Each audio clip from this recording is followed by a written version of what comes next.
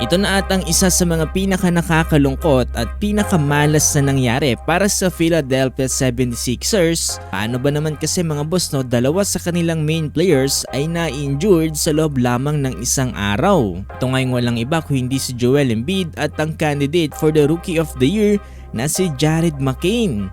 Abi mga boss, sinusubukan pa lang sana dito ng Philadelphia 76ers na makabangon o parang tadhana na mismo yung pumipigil sa kanila. Ano nga ba mga nangyari sa game na to? Tara't pag-usapan natin yan.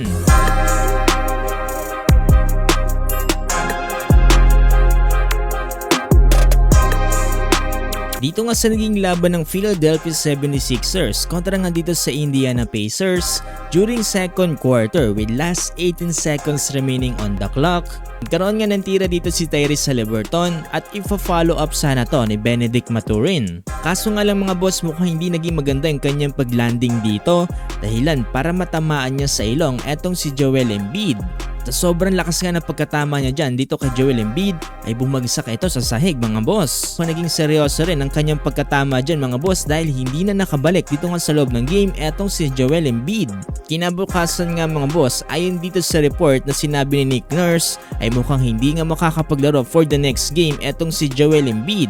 Kinakailangan pa nga mag-undergo sa evaluation etong si Joel Embiid at sinasabi din na kinakailangan niyang magsuot ng mask sa mga susunod na game. Sabi mga boss na parang hindi na nakakapaglaro ng tuloy-tuloy itong si Joel Embiid dahil sunod-sunod na kaagad yung mga injury na nangyayari sa kanya. Ang mas matindi niyan mga boss, dito nga sa parehong araw ay nagkaroon din ng isa pang injury para dito sa Philadelphia 76ers. Ang mas nakakalungkot pa dyan mga boss ay nangyari ito sa Rookie of the Year candidate na si Jared McCain. Ito kasi sa third quarter under 5-minute mark mga boss, eto hawak-hawak ni Jared McCain ng bola. Malaksak siya dito mga boss sa ilalim at kinuntes nga siya dito ni Andrew Nembhard. Kaso nga lang mga boss, mukhang naging awkward yung kanyang position. Ilan para ma-out of balance siya dito. Tumama nga yung kanyang ulo dito sa sahig. Sobrang lakas nga ng pagka-impact na yan mga boss ay talaga mukhang nahilo itong si Jared McCain at natagalan din siya bago makatayo. Ang mas matindi pa niyan mga boss, yung pagkatayo niya ay parang pagewang-gewang na siya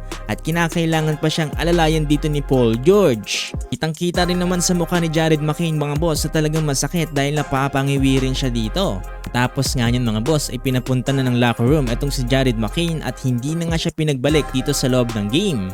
Ayon nga mismo dito sa report mga boss, mukhang hindi lang pala ang pagkakauntog dito nga ni Jared McCain ang naging problema. Ayon nga dito sa injury report ay nagkaroon din siya dito ng knee injury. Nasabi rin kasi dito mga boss na mukhang nagkaroon pa siya ng lateral meniscus tear sa kanyang left knee. Ilan para magkaroon pa siya ng surgery at hindi pa nga alam kung kailan siya makakabalik. Sabi mga boss, nakakalungkot na balita to para sa candidate na Rookie of the Year. Ito nga para sa naging laban na to mga boss, panalo ang Pacers 121-107.